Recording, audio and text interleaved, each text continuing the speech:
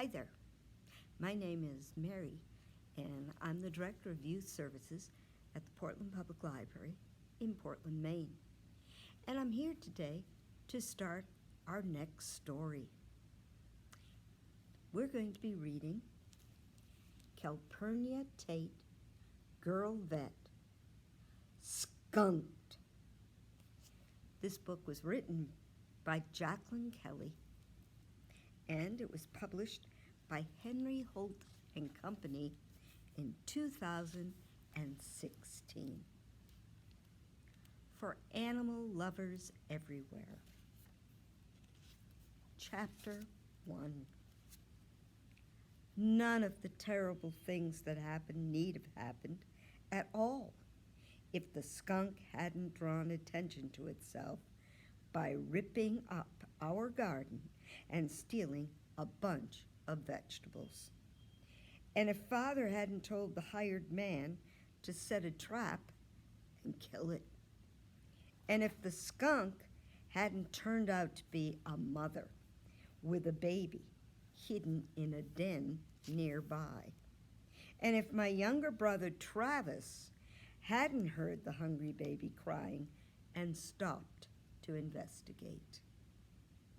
But this unfortunate chain of events did occur, with Travis winding up in disgrace and a hero at the exact same time.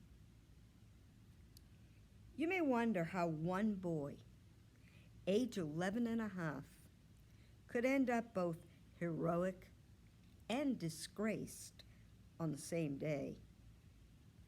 Well, I'm going to tell you about it, and it's all true. There may be some people in our town of Fentress, Texas, who suspect me of stretching the truth from time to time, but I swear, this is not one of those times. In 1901, we lived in a big white house near the San Marcos River. Me, Mother, Daddy, Granddaddy, and a total of 6 brothers. How I got stuck in this big old mess of boys, I'll never know. Life is just not fair sometimes. Rivers tend to attract wildlife, so living near a river is an excellent thing if you happen to be interested in such. Travis and I were both interested in wildlife, but for different reasons. I was interested because Granddaddy was teaching me science. Together we studied all kinds of life, wild and tame, big and small, flora and fauna, meaning both plants and animals. Travis, on the other hand, was crazy about animals as pets. He was always bringing home some wild creature or other, determined to make it his pet. He persisted in doing this, even when the creature was just as determined to not be his pet. One fine day in May, he went down to the river. On the way, he heard a strange noise, unlike anything he'd ever heard before.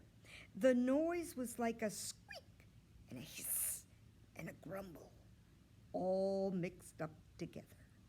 "Hello?" he said. "Who's there?" The noise stopped. Some other boy might have been scared, but Travis knew these woods and was not afraid. He stood very still. Then he heard the noise again. It was coming from a hollow tree. He peered inside and saw a tiny animal looking up at him. "A kitten! How'd you get stuck in there? Don't worry, I'll get you out, and then I'll help you look for your mama." Travis reached in. He gently pulled the kitten out, except that the warm, furry body curled in his palm wasn't a kitten. It was a kit, also known as a baby skunk. Chapter 2. Travis nearly dropped the kit in shock, but he knew that skunks spray only when they're scared or upset. So he stood very still and made no sound. He and the kit stared at each other. The baby had shiny black eyes, 2 white stripes down its back, and a fluffy tail. It sniffed his hand and tried to nibble his thumb. "Poor little guy. I guess you're hungry. Where's your mama? We better find her." He explored the surrounding woods for a while, but there was no sign of her.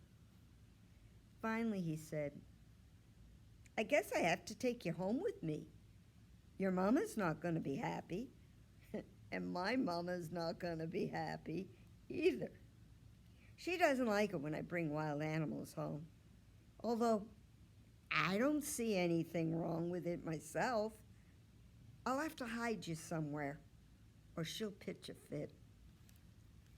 The kit began to squirm and grumble, so Travis tucked it into the bib of his overalls, where it settled right down. It's a cruel world for orphan skunks, unless they have the great fortune of meeting my brother. "All right, let's get you to your new home."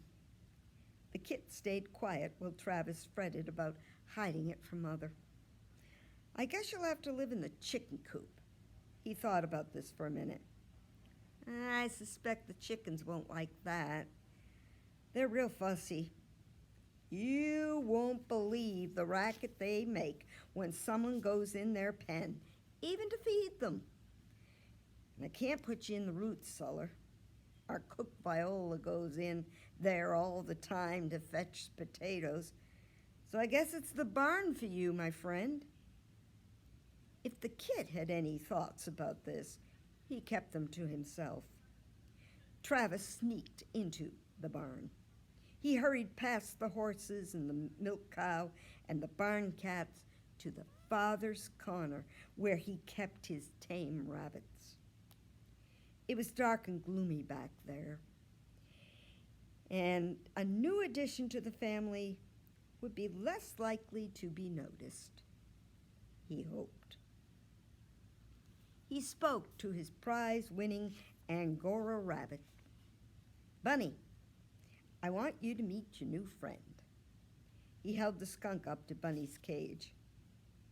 Bunny's nose twitched once. The kit's nose twitched once. And then they ignored each other. So much for new friends. Viola rang the dinner bell on the back porch. Travis shoved the kit into the empty cage next to Bunny's, saying, "Mother gets upset if we're late to the table. After we eat, I'll bring you your dinner, once I figure out what that is, of course." He hurried inside and took his place next to me at the long table, crammed with hungry brothers. After the blessing, he whispered, "Say, Callie, what do skunks eat?" I gave him a wary look. "Why do you ask?" No reason. I'm just curious." He went back to eating his ham and potatoes and pretended not to notice that I was now staring at him in alarm. "Travis," I hissed, "tell me you didn't." "Then what?" "Tell me you didn't bring a skunk home," I said, trying to whisper. but I was so anxious it came out a sort of strangled whisper scream. Mother said, "Is there something wrong? Do you two have something you wish to share with the rest of us?" "No, Mother," we said, and stared at our plates. Later, when Mother was busy talking to someone else, I whispered to him, "There's no skunk, right?" He didn't answer. "Right?" He didn't speak. He didn't need to. I could see the answer in his face. Chapter 3. After dinner, Travis grabbed a paring knife and stole an apple from the pantry and ran to the barn. The kit stood on his hind legs when he saw Travis and tried to reach through the wire with his paws. "Don't worry, I haven't forgotten about you. Look, I brought you an apple. I hope you like it." He was so busy slicing it that he didn't hear me sneak up behind him. "Idiot!" I cried, and he jumped about a foot in the air. After landing back on earth, he said, "Gosh, Callie, you scared the life out of me. And it's not very nice of you to call me an idiot."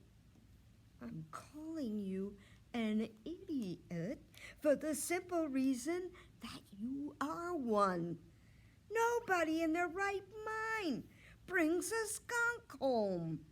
Can you imagine what Mother and Father will say? You gotta let it go this instant before it sprays someone." The baby grumbled and reached for the apple. "Look, Callie, he's hungry. We have to at least feed him." Travis unlatched the cage and held out a slice of apple. The starving kit took it in its tiny paws and ate the whole thing in 5 seconds flat. Then, with twitching nose, it held out its paws for more. It really was very cute, and it didn't seem to smell.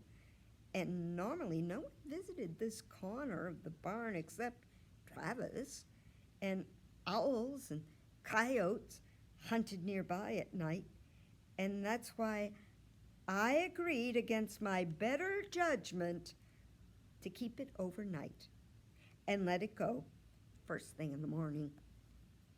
This makes me such an idiot, I can barely believe it.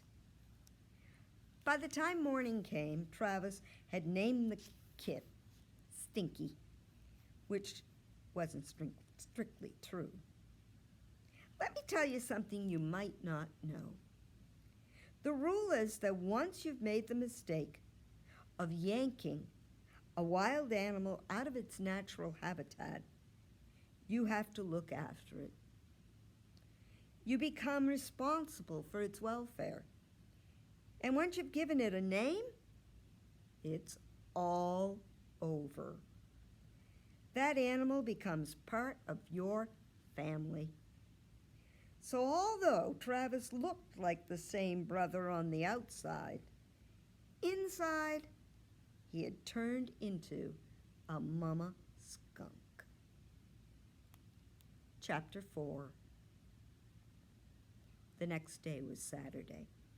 Travis and I zipped out to the barn before dawn to check on the baby. We fed it some carrot peelings, and it gobbled them down so fast I was afraid it would choke. "All right," I said, "that's done. I'm going out now to make my scientific observations. You can come too, but you have to be quiet. You know how you are." Travis tended to chatter while I was working, and oftentimes I had to shush him to get my work done. Travis scooped up the kit and stuffed him down his overalls. "What are you doing?" I asked. "I'm bringing Stinky along for the walk." "Don't be silly." Travis peeked down his bib. Look, he's asleep. He won't be any trouble, I promise. I looked, and the kit had indeed fallen fast asleep against Travis's chest. It looked a whole lot happier than me. I sighed. What could you do with a brother like this? Okay, but if I hear a single peep out of either one of you, you're on your own. Got it? Got it, he smiled.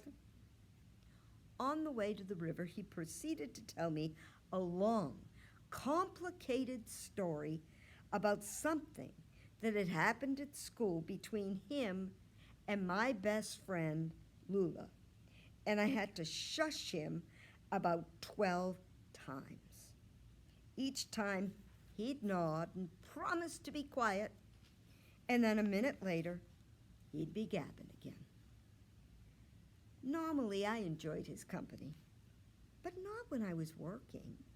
My observations were serious stuff. We made it to the inlet and found a good place to sit on the riverbank, just as the sun was coming up through the trees. The water at the inlet was quiet and shallow. It didn't smell so good, but it was an excellent place to find turtles and tadpoles and such. Travis lay back on the warming grass and snoozed. I printed in my scientific notebook.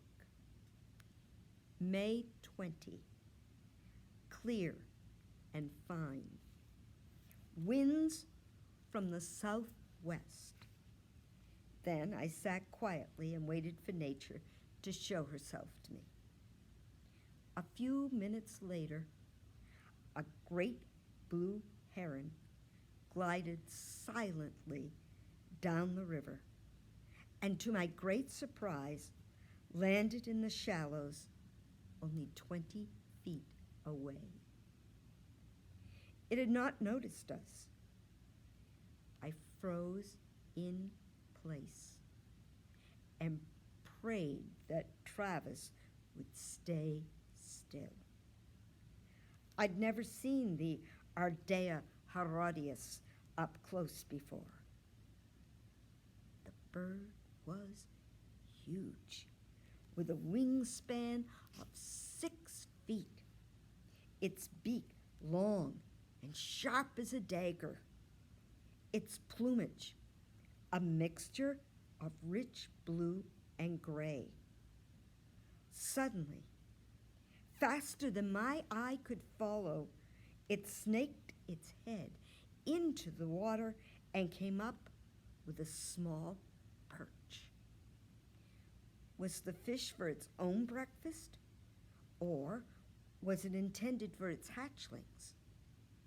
Maybe there was a nest nearby.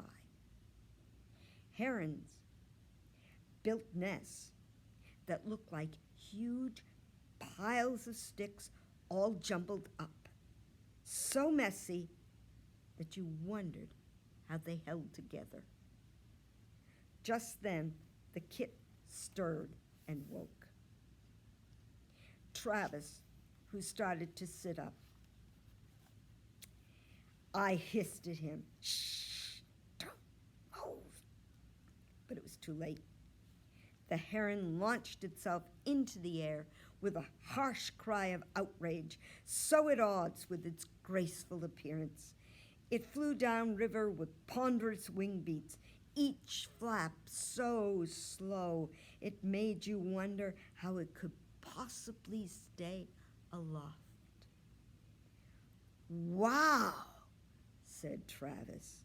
He saw the look on my face and said, "Sorry, Callie. I didn't mean to scare it off." But I was too busy looking at what the bird had left behind to chew him out properly. In the shallows floated a large blue feather, almost a foot long. I hurried to snag it with a stick before it floated away. I ended up getting my boots wet, but it was worth it. Holding it to the sun, I noticed it looked blue when I turned it one way and gray when I turned it the other. Why? I'd have to ask Granddaddy about this. I let Travis hold it for a minute to let him know I'd forgiven him. It's a real beauty, he said. Are you going to make a pen out of it? I was tempted, but quill pens were hard to use without making a terrible mess everywhere. Pencils were much safer. I said, no, I think I'll just add it to my shelf. I kept a collection of bones and fossils and other such treasures in my room. And besides, I went on, my penmanship is nothing to write home about. I watched him to see if he got the joke. It took him a moment, but then he laughed. I always enjoyed making him laugh. It was like the sun bursting out from behind the clouds on a gloomy day. We made our way toward the cotton gin. Halfway there, Stinky poked his head out and started making loud grumble squeaks. What's wrong with him? I asked. I don't know. He looks okay to me. Maybe he's hungry again. We entered a clearing, and the kick got louder and louder, its calls echoing from tree to tree. I listened closely. What is that? I said. By now, the skunk was squawking so loudly you could barely hear yourself think. Travis looked puzzled. Then he broke into a big smile and trotted over to a hollow tree. He peered inside and said, "Look, Callie, it's the tree where I found Stinky." I looked. To Travis's joy and to my dismay, a pair of tiny black button eyes gleamed faintly in the dark. Another kit. So we will finish our reading here today, and tomorrow we'll continue with Calpurnia Tate, Girl Vet, Skunked. The book was written by Jacqueline Kelly and published by Henry Holt and Company in 2016. And the book has illustrations by Jennifer L. Mayer. So again, my name is Mary, and I'm the Director of Youth Services at the Portland Public Library in Portland, Maine. So until tomorrow, when we continue reading the book, bye-bye.